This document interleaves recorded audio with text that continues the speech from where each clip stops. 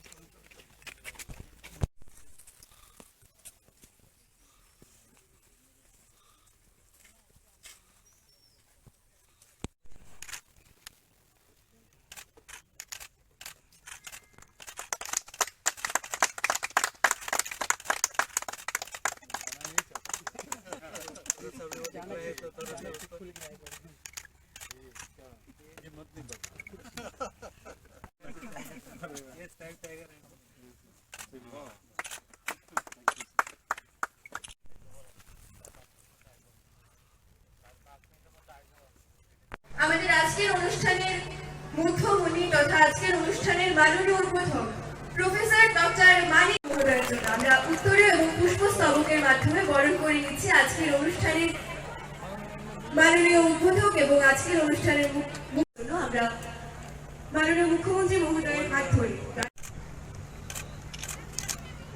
এই সুন্দর মুহূর্তটিতে কবিগুরুর একটি কথা সত্যি মনে পড়ছে, নব আনন্দে জাগো নবপ্রাণ।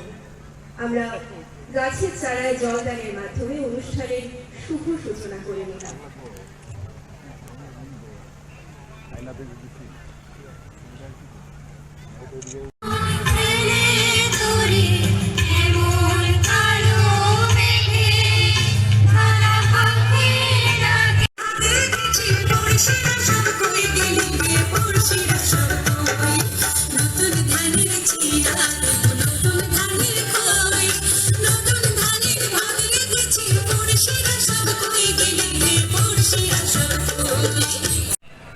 বনে শুধু প্রাণীরাও থাকবেন সেটাও ঠিক না, প্রাণীর সাথে সাথে ওখানকার যে ঘাস গাছরা, সেখানকার যে লতা গুল্ম ইত্যাদি অন্যান্য বনজ সম্পদ, তাকেও আমাদের বাঁচিয়ে রাখতে হবে।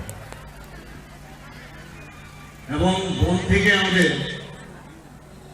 আমরা বলি যে বন কিন্তু অনেকটা লাংসের মতো আমাদের শরীরে, সেখান থেকে আমাদের যে অক্সিজেন আমরা পাই, সেই অক্সিজেন আমরা পাই বলে আমরা বেঁচে আছি।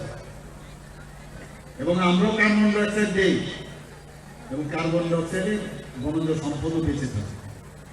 এই যে আমাদের একটা প্রকৃতির মধ্যেই আছে একজন আরেকজনকে সাহায্য করা, সেটা ঈশ্বরেই এই সৃষ্টিকর্তা, এবং সেইভাবেই আমরা যেসব বন্য প্রাণীরা আছে, আমরা জানি যে বন আমাদের ত্রিপুরাতে প্রায় 73% এরিয়া আমাদের সারা ত্রিপুরাতে বন এবং সেই জঙ্গল, যেটাকে আমরা বলি। কোনো এক সময় ত্রিপুরাতে বিভিন্ন ধরনের প্রাণী এবং তাদের চলাফেরা, আমরা কিন্তু রাস্তায় যখন আগে আমরা জাতীয় সড়কে ধর্মনগর যেতাম, সেই সব জায়গায় আমরা রাস্তার মধ্যে আমরা দেখতাম ছোটবেলায় যে এক পার থেকে আরেক পারে রাত্রে আমরা যেতাম, সেইগুলো আমরা দেখতাম। তো সেইগুলো কিন্তু শুধু ত্রিপুরাতে নয়, বহু ভারতবর্ষের অনেক জায়গায় এগুলো, এবং পৃথিবীর মধ্যেও আস্তে আস্তে করে অনেক প্রজাতির যে আমাদের এনিমেলস গুলো আছে তাদের অবলুপ্তির দিকে যাচ্ছে।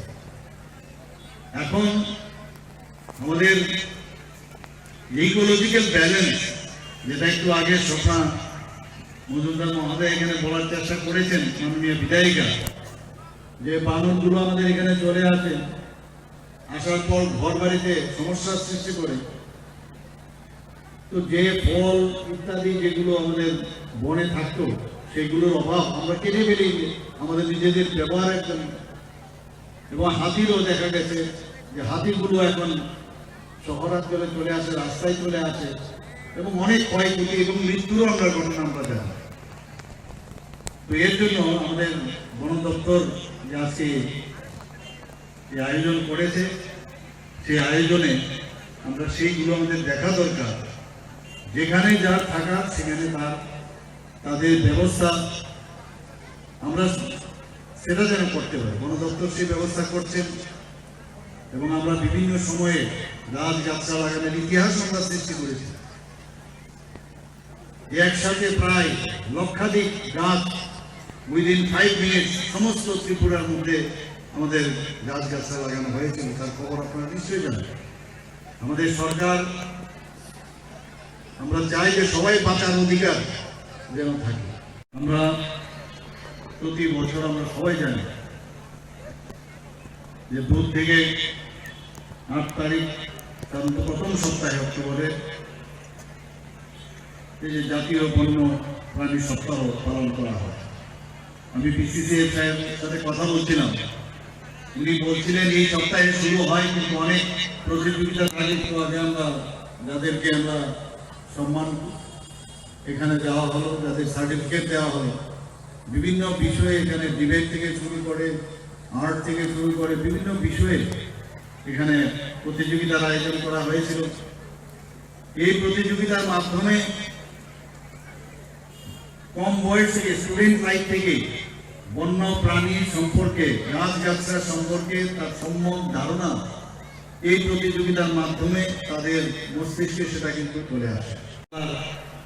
যদি আপনারা কেউ পড়ে থাকেন সেখানে দেখবেন যে হাতি, বন্য কুকুর, অজগর, ভাল্লুক, গন্ডার, কচ্ছপ ইত্যাদি প্রচুর পরিমাণে ত্রিপুরাতে।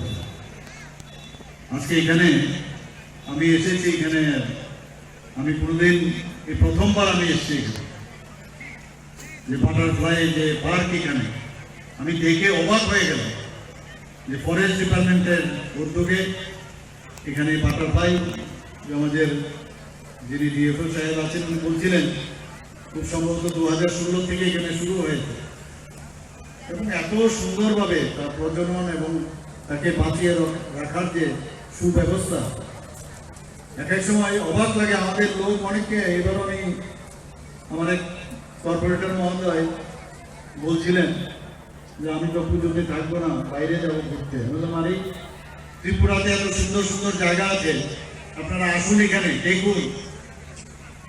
বিভিন্ন জায়গার নাম এখানে আমাদের মাননীয় মন্ত্রী মহোদয় নিয়েছেন, এত সুন্দর সুন্দর জায়গা আছে। ছবিগুড়া রয়েছে, আমাদের নারিকেল কুঞ্জ রয়েছে, নির্মল রয়েছে, উনগুটি রয়েছে, বিভিন্ন জায়গা। আর এখন যেসব জায়গা এখানে যেখানে যাই আশ্চর্য লাগে যে আমরা নিজেরাই নিজেদেরকে চিনি। এবং যা শুনলাম এখানে প্রচুর পর্যটক বাইরের থেকেও এখানে আসছে এখন। এবং আপনারা জানেন যে আমাদের পর্যটন দপ্তরের তরফ থেকে আমাদের যে ব্র্যান্ড অ্যাম্বাসেডর সৌরভ গাঙ্গুলিকে এবার করা হয়েছে এবং উনি আসবেন, এসে ত্রিপুরার এইসব যে পর্যটন কেন্দ্রগুলো আছে সারা বিশ্বের কাছে উনার মাধ্যমে সেগুলো তুলে ধরা হবে।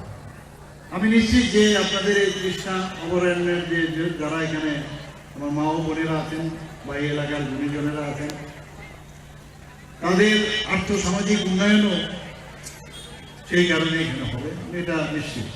যে রিসোর্স আপনার এলাকার, যে আমরা সবসময় আমরা বলি যে চাকরি লাগবে চাকরি লাগবে, তো যে রিসোর্স আপনার আছে এখানে সেই রিসোর্সে কর্মসংস্থানের আপনি লোক পাবেন না, বরং অন্য ডিস্ট্রিক্ট থেকে আপনার আনতে হবে। আমি যে কথাটা বলছিলাম যে এখানে এই কৃষ্ণা অভয়ারণ্য মূলত বাইসনের জন্য বিখ্যাত এবং পাখির জন্য নির্দিষ্ট এলাকা এখানে রাখা আছে। বাইসন সাফারি আমি যা শুনলাম এখানে আজকে একটা ছোট একটা